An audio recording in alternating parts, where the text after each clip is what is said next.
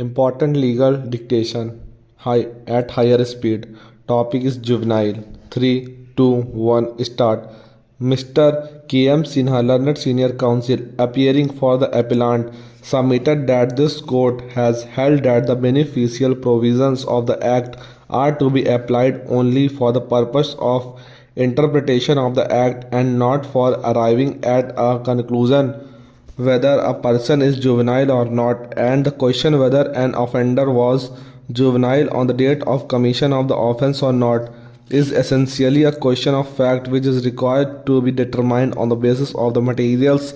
brought on record by the parties. He submitted that this court has further held that Section 35 of the Evidence Act, which provides that an entry in a register maintained in the ordinary course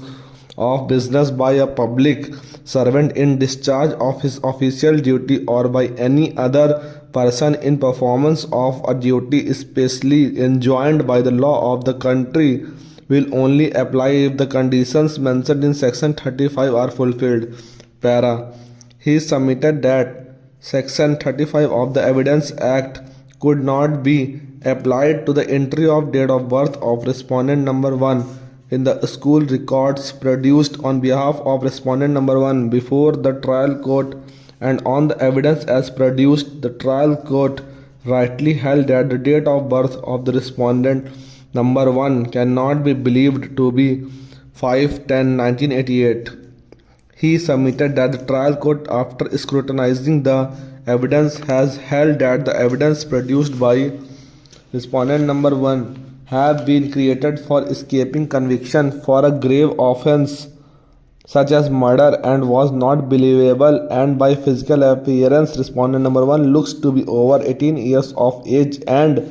on 11/7/2004 he was an adult and not a juvenile. He submitted that this finding of the trial court on the question of fact with regard to the age of respondent number 1 could not be disturbed by the High Court in a revision. Para. In support of this proposition,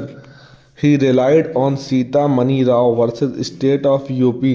1986 4 SCC 447, in which this court has held that the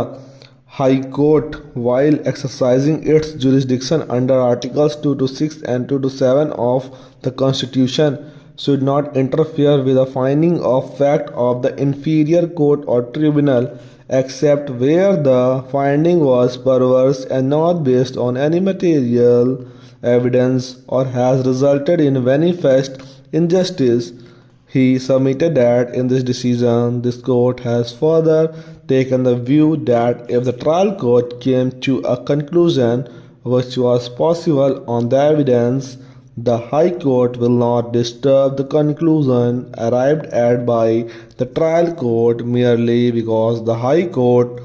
is of the view that a different conclusion is also possible on the same evidence. He vehemently argued that the High Court has lost sight of these limitations of its jurisdiction and on the basis of its own appraisal of the evidence taken a view